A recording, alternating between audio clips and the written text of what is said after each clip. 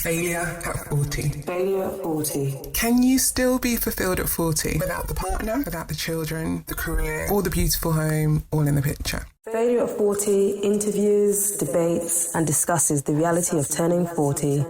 Me and my husband have the best sex. We've been together 10 years, and it's like, we're like, wow, why didn't anyone tell us that 40s could be like this?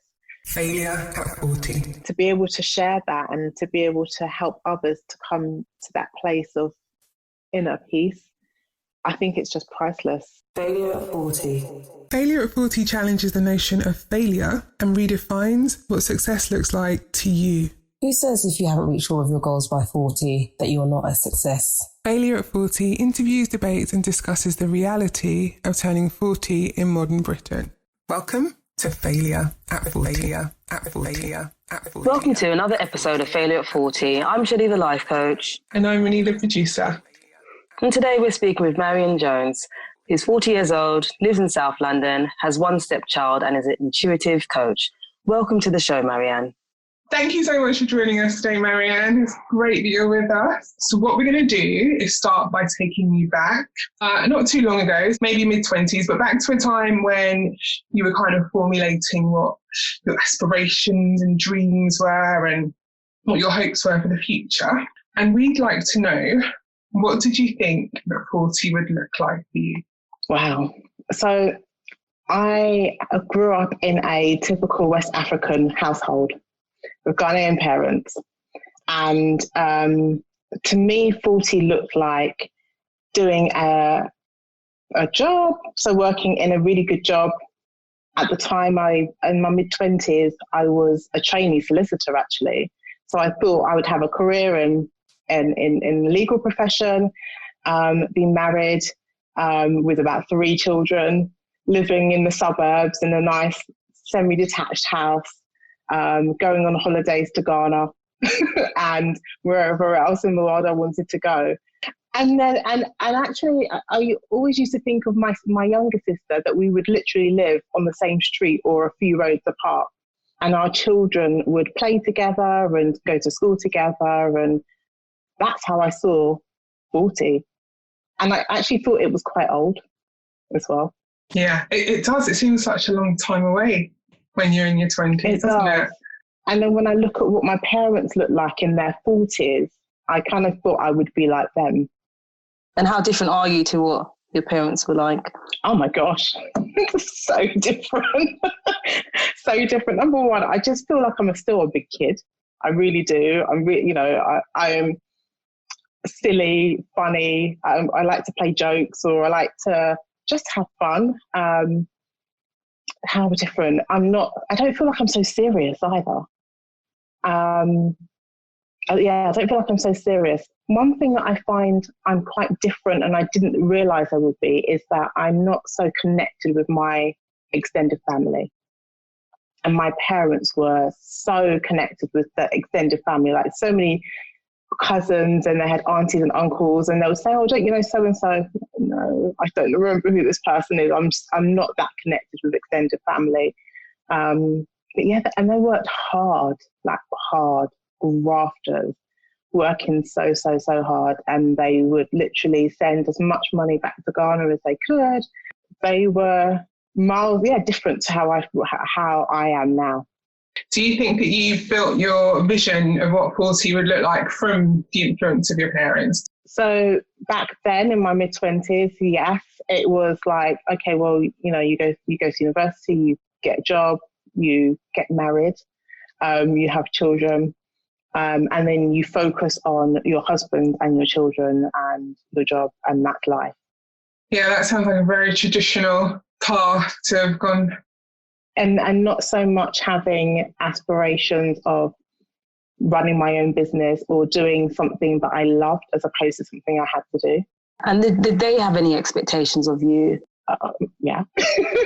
The expectation was you go to university, you go and study something that will lead into a profession.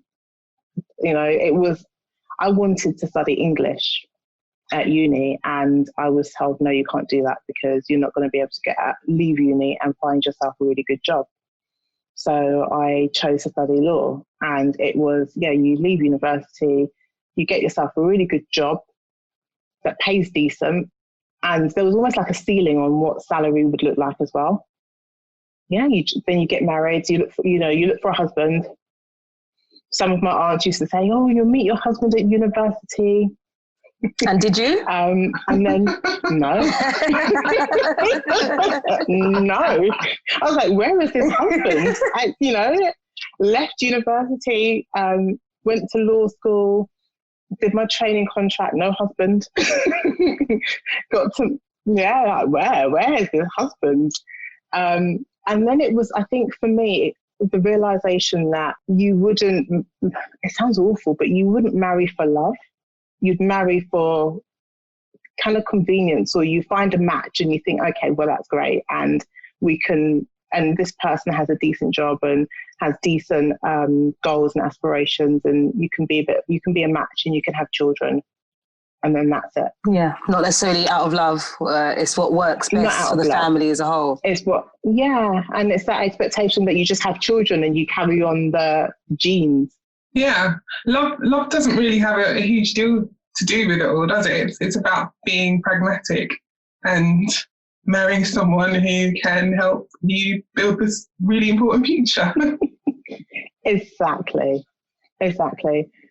So my question was, how did your peer group, so like your friends, people of your own age group, influence how you saw, your vision as getting older, as well as just society?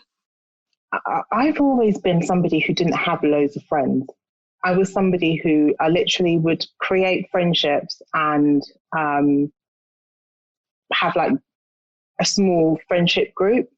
So my friends were all people who had those aspirations of getting a really, really good job and being like working professionals, and getting married and having children, very similar. And the thing is that my friends span cultures. So one of my best friends is Greek Cypriot, and she very much had the same kind of aspirations and visions, but that was informed by her family too. And then society, it's like, it's just that you all conform, right? As women, if you're fortunate enough to go to university and get yourself an education, great. Then by 30, you should have found your husband.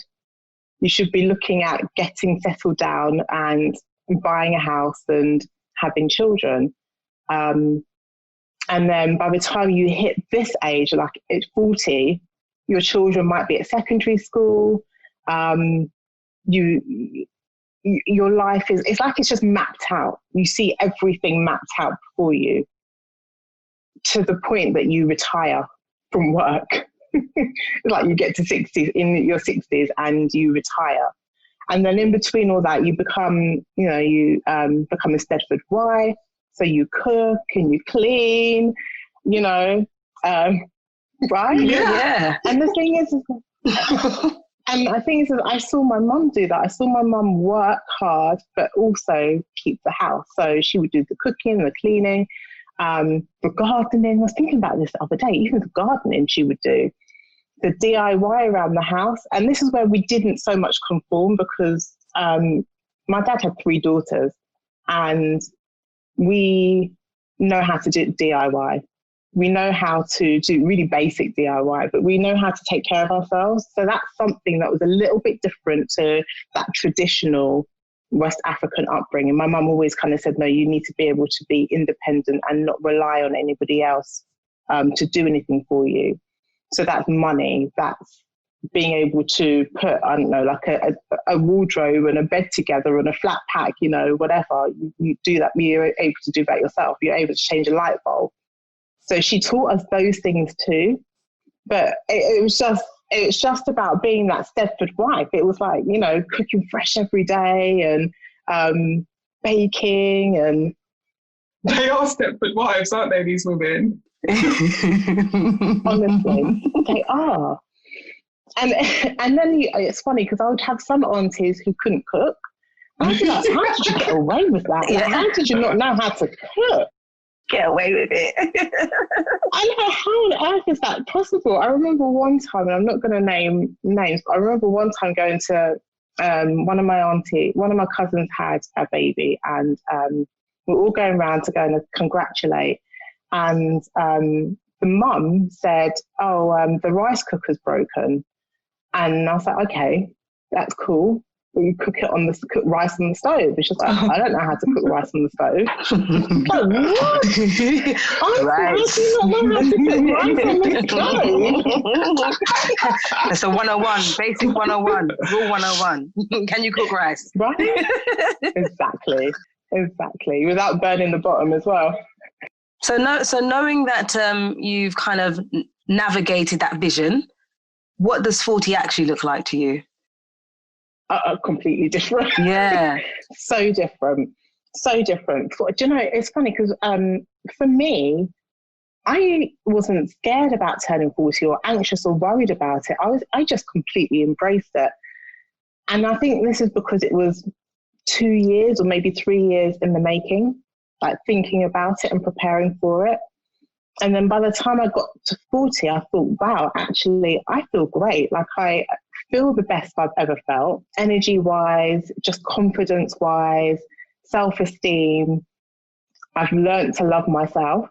Me and my husband have the best sex. We've been together 10 years. And it's like, we're like, wow, who said, why didn't anyone tell us that 40 should be like this? Life begins at 40, right? Life begins at 40. Yeah, like I genuinely felt it. And I feel when I was 30, I remember turning 30 and not even liking that one little bit because I wasn't married. I didn't have any children. I was doing a job. When I turned 30, I was in a £23,000 a year job.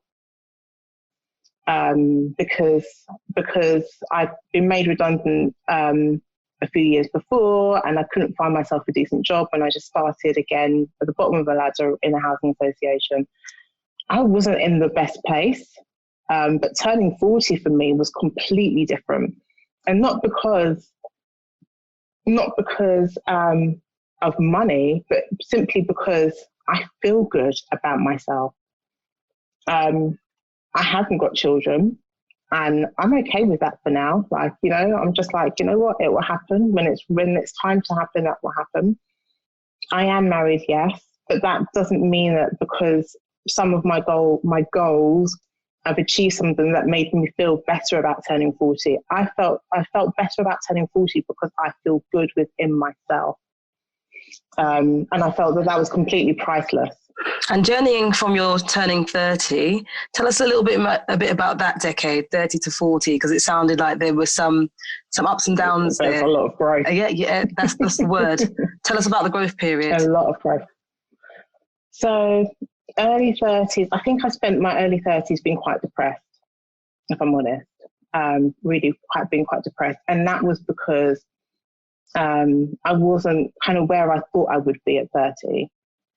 And when I turned about 30, in my early, coming up to my mid-30s, I started thinking about what legacy I would leave behind. Really thinking about my legacy and really thinking about what purpose my life had. So I started just kind of thinking, what could I do to reignite myself and connect with my inner child and really connect back with the passions and the things that I really, really enjoyed as a child. So I started doing little things, guys. I started knitting. I started making my own skincare range. I set up a little business making my own skincare range. I then started on a bit of a journey. The only way to describe it is like a self-discovery. So really connecting with the things that made me happy. Do you know how you kind of got there? Was there anything that might have triggered you feeling like that? So I've had like a bit of a roller coaster with depression. It really started in my early 20s. Then I kind of got better, and then in my late 20s again, and then better, and then so it's been a little bit of a roller coaster. And so then at each point, I start journaling and start thinking about, okay, what does make me happy? So some of the things that caused me to I suppose, go into depression was the lack of self-esteem. I didn't feel great about myself. I didn't feel great about how I looked. I didn't feel great. I didn't kind of think that I had anything to offer. You know, when you look at people in the media, I'm trying to think of someone that's the person who inspired me a lot is one of my great uncles, who was the president of Ghana in the early 2010s. I look back at like people's meaning, like the purpose and meaning in their life and what they have achieved in their life and what they've done. And when you when you look at that, but you look at the motivation behind it, it's not about money, but it's about the passion and the things that really make them, that almost come to life. So he was passionate about education. He was passionate about proper democracy. But when you look at people like that, then you start to think, okay, well, what is it that I have? What is it that I have that I can bring to this world? Because we all have a purpose. That's how I see it. Every single one of us on this earth, we're not here by mistake. We're here because we have something to come and do. So I spent a lot of time thinking about what is that thing I am here to do. And one of the things that anyone who knows me will always say, Marianne's got a big heart. She's really kind. You know, she'll help anyone. She always has words of wisdom. She always will kind of listen to or mediate or kind of help somebody see somebody else's point of view. And I thought, well, it's funny because I thought to myself, I didn't think that was worth anything. I didn't think that being somebody who was loving and caring and kind was worth anything. I just kind of thought, well, that's how people should be. And it's one of the pillars of society, to be fair. And there's not a job that you connect to that to say this is how you make money off being that kind of person. So this is a nice career path I can use my talents on. Exactly. How, you know, what do you do? It's like, and I'm not even going to deny it's taken such a long time for me to come to this point. And this, where I am now, is obviously it's been my whole life in the making, but more so in the past 18 months, I've had more momentum. And it's like I've just started. Once you start opening up to all of this, it's like it starts to become so clear. And it's almost like, oh my gosh, it's been in front of my face all this time. And I didn't see it for what it was. And I think it was more because people just don't attach value to it. There's no job out there a job description that kind of fits that. Especially if you're aspiring to a job like being a lawyer or one of those like top job, like being a doctor or an engineer. Like, that's kind of the bar for West African parents, isn't it? So anything less than that doesn't even like worth looking into. Yeah. No, what is that?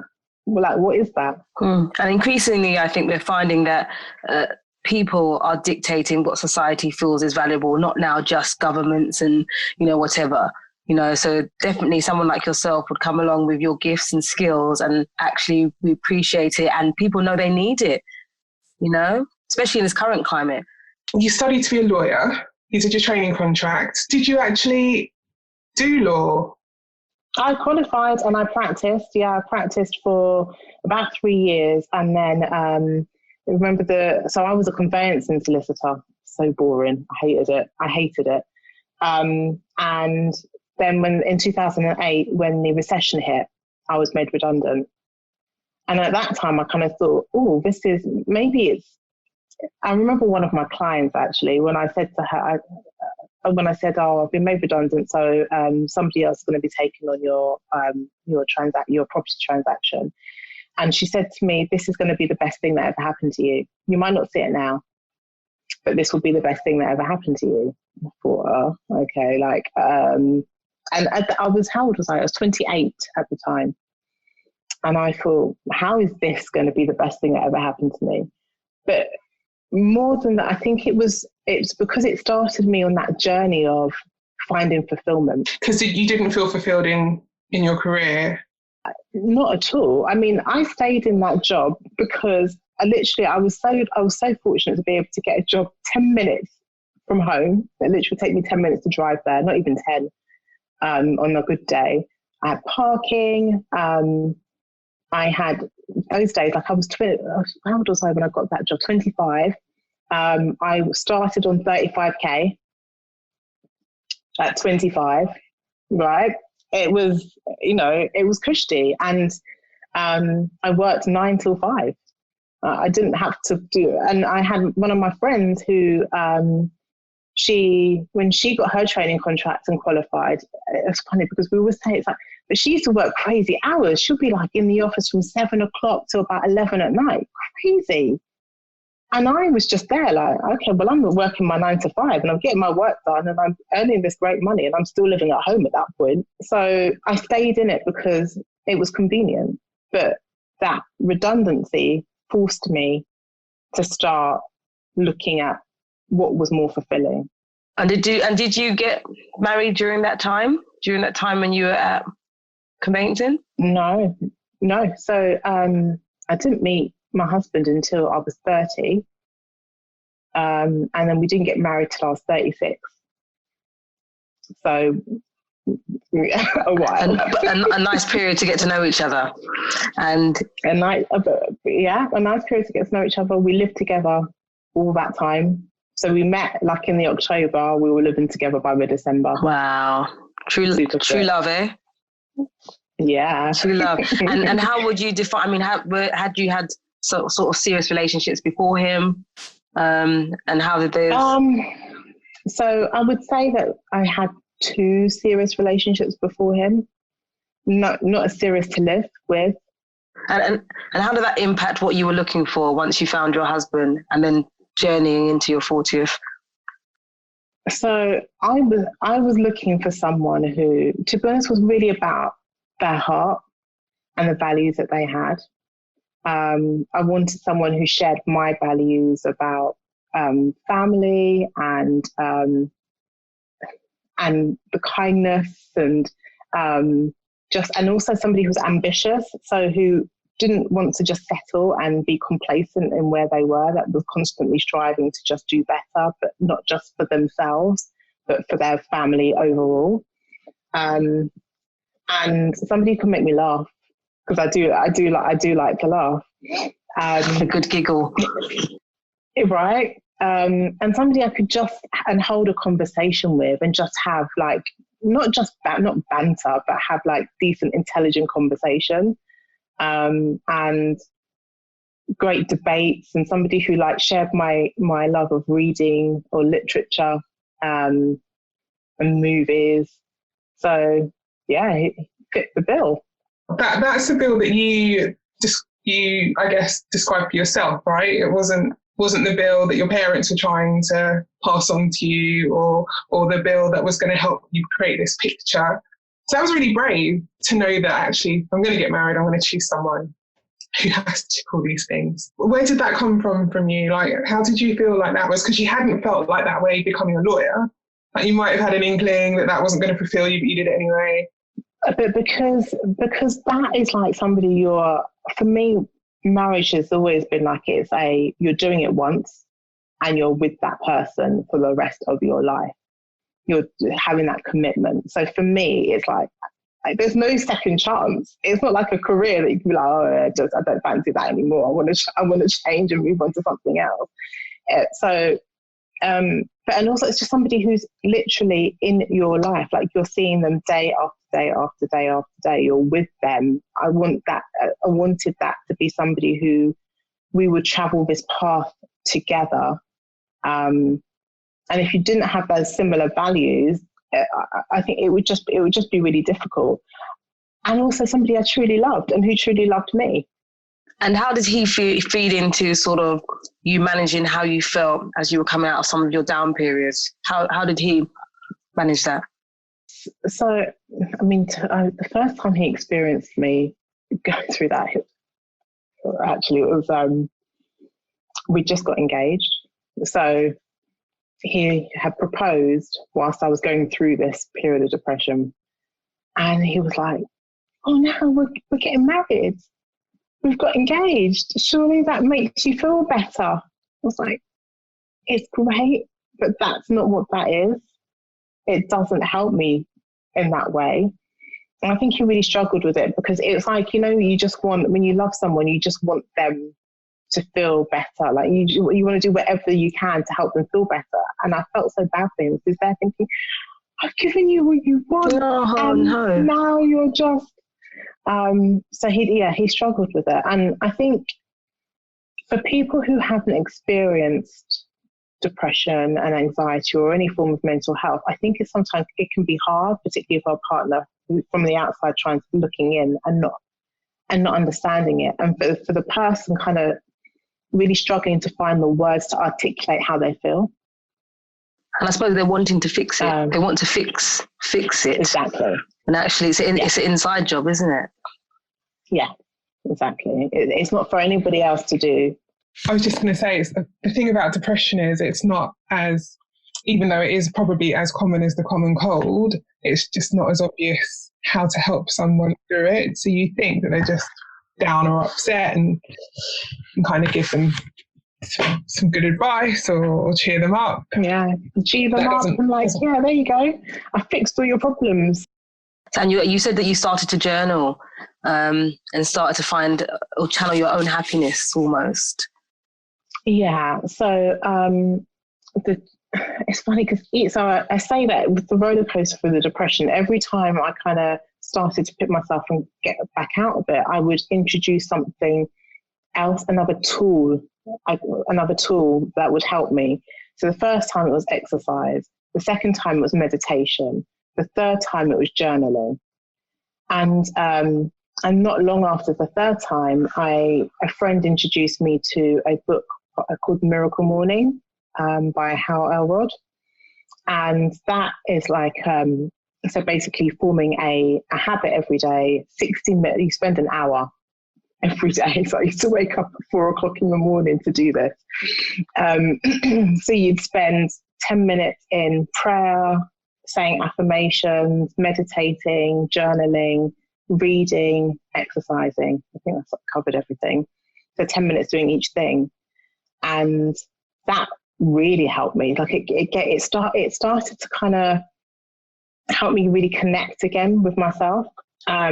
But forming that habit meant that I was doing it every day. It's like it's a habit, so you're doing it every day, and you're committing to yourself every day. And when you're journaling and you're just sitting there and you're free writing, and you're starting to think about how you feel and where have these feelings come from, then you're starting to heal. It sounds really simple, and I know it's not, but then you're starting to heal because you recognize where the pain and the fear and the doubt and the self-loathing and the poor self-esteem, where all of that comes from. And do you feel like any of those things could have been contributed to by, like you say, comparisons, things that we're sold? Absolutely. So the things that society tells us, the things that our family and friends tell us, and I, it's funny because I actually never really blame anyone. I'll tell you a story. So when I really started sharing lots of stories on Facebook, on my Facebook Live, on my personal profile. And I remember one day, one morning, feeling really inspired to just share that story and just talk about how I love me for me, and I love every part of me, and that I will no longer conform to society's little box that they want to put you in. So I wanted to own who I was, and I no longer wanted to just be what my parents wanted to be, or just be what my partner wanted me to be. And so I talked so passionately about it, and I didn't even know, but my dad was watching. And then he commented, and he was like, go, Marianne. That was such a beautiful message. And it was funny because at that time I didn't realize how much I was looking for his approval, like to say, it's okay for you to just go and find yourself. And it's okay to go and find yourself, and for you to grow into who you really truly are supposed to be, and put behind you. Like, honestly, I still remember that. I can still remember that day, where I was standing when I did that live, and when I read that comment from my dad, I was like, oh my gosh, Dad, really? And how did that change your perception of things from that moment? How did that feel? For me, it's like it's almost as if it's like him saying, "Fly, just go fly." And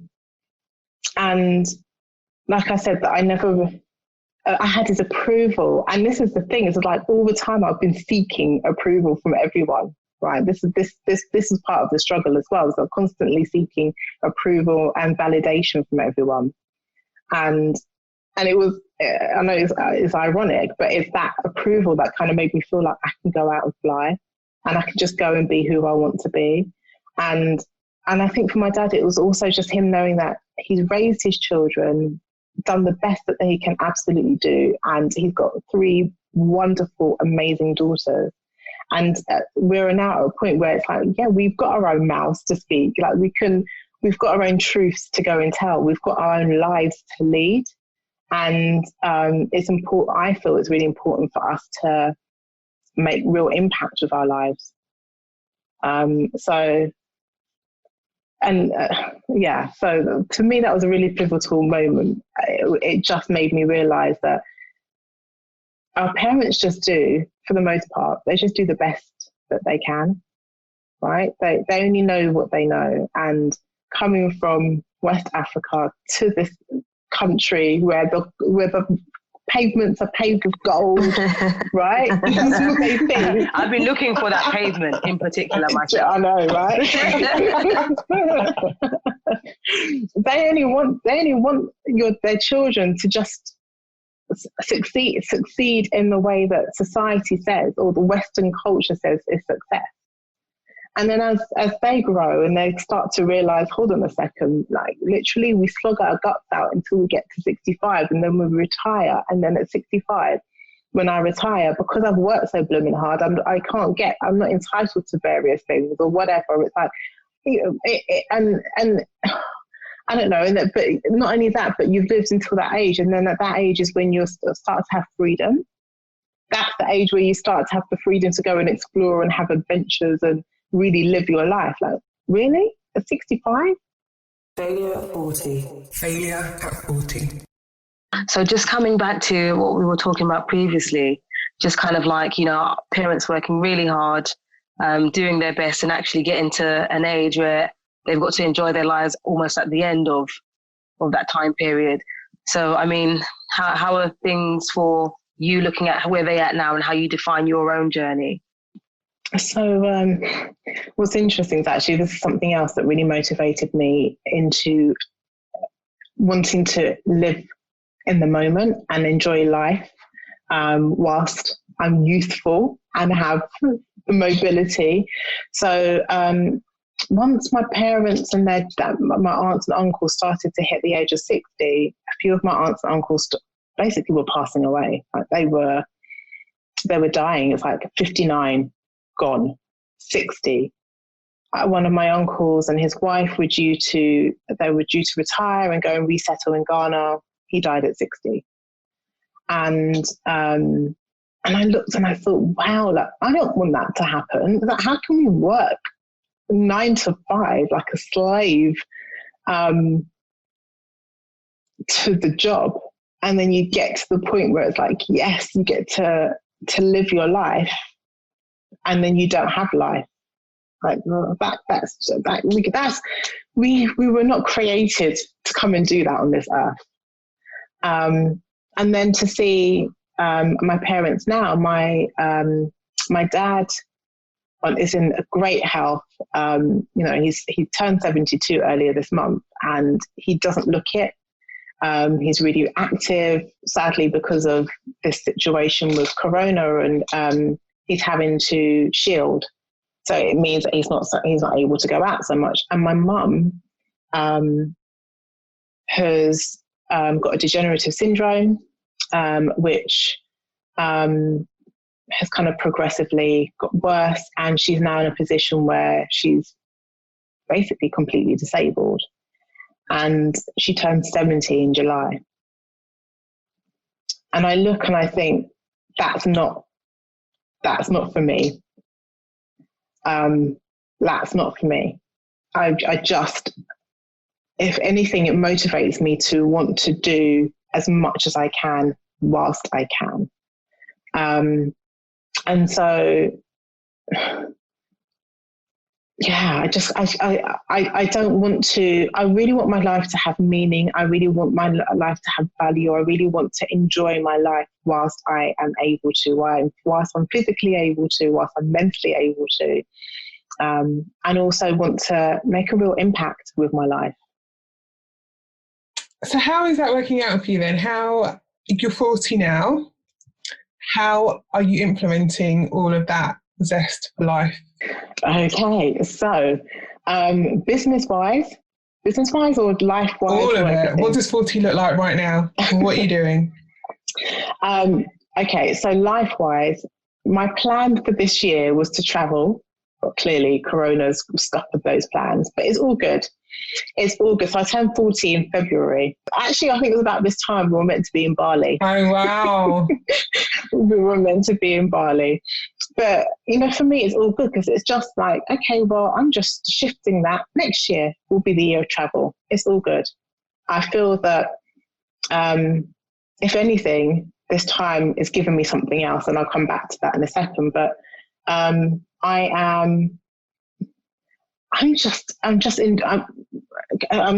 Corona has made things a little bit difficult. I'm not even going to deny that, but I am dressing how I want to. I am. But hold on, what does that mean? How would you normally dress if it's not how you want to? So I felt like even just the way I dressed, it was like I felt I had to dress age appropriate. Oh, right. That's interesting. Right? I felt like I had to dress age appropriate, and also because I spend so much time working in an office, it's like lots of my clothes were just dull and boring. And so before my 40th, I started buying myself nice little pieces, not expensive pieces, but just nice little tops and jeans and maxi dresses, and with prints and colours that I like, and just being a bit different because my clothes were all dark, like black and navy and grey. Corporate colours. Corporate colours with the odd little splash in the wardrobe, just for when you're feeling like rebelling on a Friday. To mix things up. Zhuzh it up. Yeah. Exactly. Literally just before lockdown, I kind of did like a little bit of a jigsaw haircut. And what else? Lipstick. I clearly haven't got it on now, but just wearing lipstick colours, shades that I like, and just being bold and feeling like even in the day, if I feel like wearing bright red lipstick, I will wear it. Like I don't care. Like I want to smell good. So I buy myself decent perfume. Like before I used to just use decent perfume for when I was going out. Now I spray that decent perfume every day. Every day. I want to feel good every day. Right. Even treating myself to nice bits of jewellery, and I wouldn't do that. So these are some of the things that I've done since before turning 40 and now. So has 40 almost kind of reclassified your character, or have you found that character that you truly are? Is that what sort of come out? I feel that it has. It's interesting that it should be at this point, but I feel like everything has led to it. But yes, you're right. I think it has. It's made me just. I don't know. 40 for me kind of became about confidence, feeling self-assured, feeling like I am proud to be who I am. Every single part of me, I'm happy to own it. And it's funny because one of my friends said, or people say, do you think you feel better if you've lost weight and you're a certain size? I haven't lost weight. I'm still the same size I was like 2-3 years ago. That's not, I feel good about myself because I feel good inside. And so then it shows outside too. Like I feel more confident about myself. It does make a difference, doesn't it? How you feel inside starts shining, and you can change your posture and it affects like your glow, and it all kind of radiates. You figured out that your career wasn't working out, so you changed that.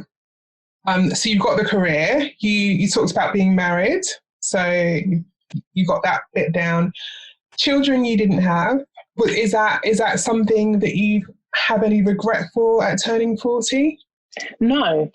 So not having kids at 40, I have always wanted to have children, and the way I see it is that it will happen when it's supposed to happen, and that's it. And I'm okay with that. Like, it's interesting because my younger sister has a little boy, my little nephew, who I adore to pieces. He's just so gorgeous. And when he was born, and I saw my sister literally become a mother, and the way she was, like, she was just so calm, so chilled. For a first-time mum, I was like, wow. And I was like, I think you became a mum first before me, because to show me how it can be. Because if I had become a mum before her, I'd be there panicking about everything. They're breathing. I'm a little bit sick here. Like, literally, I would be that person that'd be panicking about everything. Whereas she's just shown me how she made. I'm not saying it's easy, but she made it just seem, look, it's just chill. Like, they're babies, they're okay. Like, you follow your instincts, they'll be absolutely fine. So that's one thing I kind of think to myself. She definitely became a mum before me for a reason. And I just leave it to God. I just know in time, when it's supposed to happen, it will happen. And you're at peace with that? I'm at peace with that. And do you think that a lot of people struggle to find peace if they haven't got certain things in place? Absolutely. By a certain time? Do you have any tips that could maybe help somebody to kind of manage that sort of anxiety? Or how have you managed that journey and become peaceful with it? Because this is where I am in my life, is that I'm not measuring myself against anybody else's standards, anybody else's aspirations, goals. I'm in my own lane. I'm going my own pace. The universe, God, we've got it all mapped out. It's all mapped out. What will be will be. I'm good with that. I've come to understand that. And that's not, and I keep saying it's not because I have everything that I thought I would have. It's just because I realized that I'm not in control of everything. The universe is, God is, my angels are. It's cool. It's that realize that's given me so much peace, and that's why I love doing what I do in my business. It's just to be able to share that and to be able to help others to come to that place of inner peace. I think it's just priceless. It's such a beautiful place to be. I love that. I think we should all come and see you and get some of that inner peace. Yes. In it and channel. And so the journey starts with self-love. But so the business, I am an intuitive coach, and how I describe myself is that I help women to connect with their non-physical, so with their spirit guides, with their higher self, with their angels, to help them create a life of abundance and inner peace. And I do that using a variety of different tools. So, and I work one-to-one with people. I have a program which actually starts next week. I have a Facebook group which I go in and I do angel card readings in there. I talk about new moon and full moon energy and how to harness those energies. I talk about crystals and how to harness the energy of crystals, and how to meditate, how to incorporate meditation in your life, how to just and find yourself, how to rediscover yourself. And it's not the same. So we're not cookie cutter here. It's not the same for everybody. We all have different journeys, but it's like I said, it starts with the whole self-love. And with the self-love, it comes from a place of discovering who you truly are, and knowing that we are all unique. We are all special. We all have our own special gifts. We all have real purpose on this earth, and helping people to connect with that purpose is so, so important to me, because that's where you realize, oh my gosh, I'm not in control of all of these things. Stop trying to control everything. And is that where we struggle? Do you feel that's where a lot of people struggle? Is trying because we're trying to control. Right? Things that are out of our control, we want to control. We're wanting to control, and we're spending too much time comparing ourselves with others. We're putting too much pressure on ourselves. Yesterday, I had a conversation with a friend who was just asking for a bit of advice on crystals. And then then she was like, oh, I need something because my children say that I'm really disorganized. And I said, with the greatest respect, you're not disorganized. What you do is you put a lot of pressure on yourself. So you literally say yes to everything. You say yes to everything, and then you give yourself like the shortest of deadlines. Oh, I'll do this by this point. I'll do that. And I'm like, why do you do that? Just take it, strip it right back. Prioritize. Think about what the things that are really, really important to be done. And what was so lovely is that today she sent me a voice note, and she was like, I took your advice. And oh my gosh, I feel so much calmer. At work, I had a deadline that I had set myself for today. I wasn't going to be able to achieve it. So I contacted the person who I said I would send a report to by the end of today. And I said, oh, I can't do it by today. It's going to be Friday. And that person just came back and said, yeah, cool. And she was there like thinking, I didn't give a reason. I didn't explain. I was like, yeah, because you set that. Why did you set that from Friday to, yeah, I'll have it done by Tuesday? It's like all these expectations that we put on ourselves, all this pressure that we put on ourselves. And when you start to remove a lot of that, this is why I can turn 40 and feel like, it's nothing. I don't even feel 40. I don't feel it inside. I just don't feel it. And we were also kind of saying 40 seems to have changed in terms of what it means. 40 in our parents' day is now a different 40 in our day. Exactly. I think it's about 60. I think it's about 60 in our day. 40 in their day is about 60. Not even 50. It's about 60. Looking at yourself in the future, do you have aspirations for the next 10 years? Like, what does 50 look like to you? What does 50 look like to me? So 50 looks like this is where I'm coming into my own and feeling amazing about myself, even more so than now. My husband and I, with our family, traveling the world, going wherever we want to. I am working from anywhere in the world, literally laptop life, working from anywhere in the world. And also, so I have an aspiration, one of my aspirations, and I've always had this, and so this has actually been a permanent thing, but how I do it has been always quite different. So the giving back. And I really want to help young women. I really want to help young women to connect with their purpose early on, so that they're not having that like I had in their 30s with this or 20s and 30s with this roller coaster, trying to figure out who they are, what their purpose is, what they're supposed to be doing. And society can say to them, no, you're supposed to fit in this box. And they'll be like, what? I'll be like, if I was 18 or even going back to 21 or 25 and someone said to me, you have to fit in this box, I'll be like, what? Who said? Forget that. Hell no, that's not for me. That might be yours, but that's not me. And I want to be able to help young women be in a position to do that. So I want to set up a foundation, basically, doing that with young women. So 50 looks like traveling the world, being free, and helping young women just to connect with their purpose. That's so great. So great. Sorry, I was saying, what would you tell your younger self is what I was asking. So some of that it's that be proud of who you are. Don't feel that you have to count. For so long, I used to feel that I was soft. When people say, oh, you're too kind. Oh, you're too much of a doormat. Oh, you're such a pushover. Oh, you're too loving. Oh, you're too... and you know what? I'm too generous. Fantastic. I'm too loving. Fantastic. It's not a criticism. I would tell my younger self to love myself for who I am and understand that we're all different. We're not all made to be the same. And it's okay for you to be different. It's okay for you to be who you are, and to not to worry about what other people think so much. I spent so many years worrying all the time. If I do this, what's that person going to say?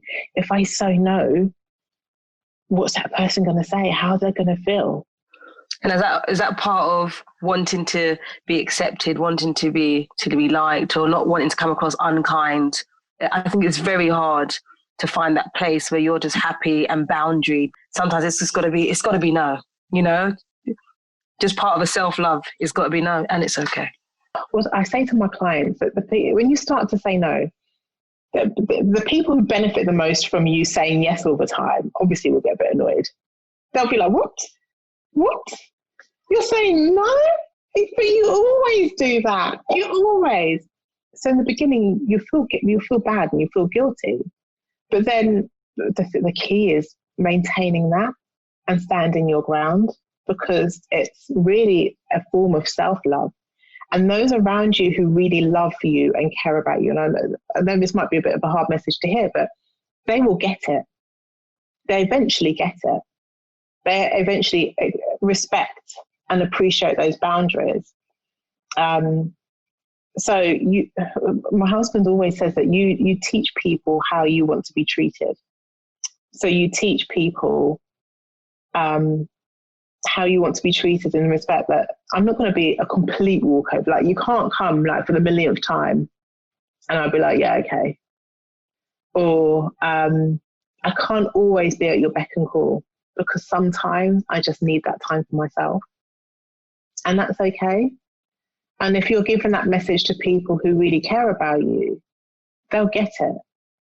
And and actually what happens, you start to see their behavior change too. And you start to see them recognizing, oh, actually, maybe I need to do better at that as well. It creates a ripple effect. Do you think sort of your journey to 40 has led you into that wisdom and given you those experiences that have really allowed you to be skilled at that now, you know? I think the thing is, it's not even that long ago. Like, I'm literally talking about 18 months ago. I would be, not even 18 months ago, my dad would say, oh, I need you to go and do whatever. I need you to go and see Uncle so-and-so and pick up something today. Oh, Dad, I actually can't do it today. I'll be scared. Be like, all right then. Somehow I've got to fit this thing in. But now it's like, well, no, I can't do it today, because, and also not even having to offer the explanation. It's fine.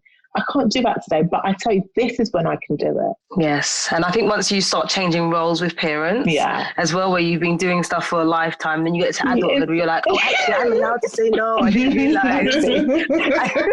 I didn't realise I'm allowed to say no. But you have to say it gently, like yeah, it's the learning how to do it. Like, even forming your mouth to say the words is a lesson in itself. Yeah, especially if you're really, I wouldn't say no in your house. No. That's why I don't. I don't say no. I just mind face around it. I just smile. Honestly, the first time he was like, no, and like, I could literally just see his mouth like, huh? You said no?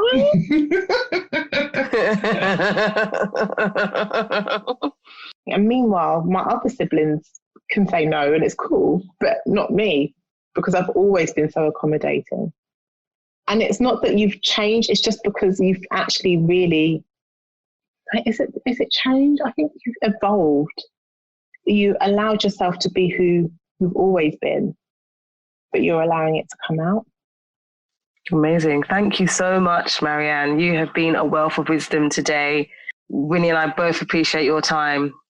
It's been great hearing your perspective on it all as well, because you come from a place of real peace at where you are. And it's not because you've like found logic in it. You it's almost from a real spiritual place of peace, which is nice, because you know that actually it's bigger than this, and everything that's been in, like just the fact that you've been able to turn your career around as well, despite knowing that actually what you're doing now isn't the safe course that you were on, being a lawyer, and to come and do this and then find so much peace and offer that peace to everyone else that you come into contact with is brilliant.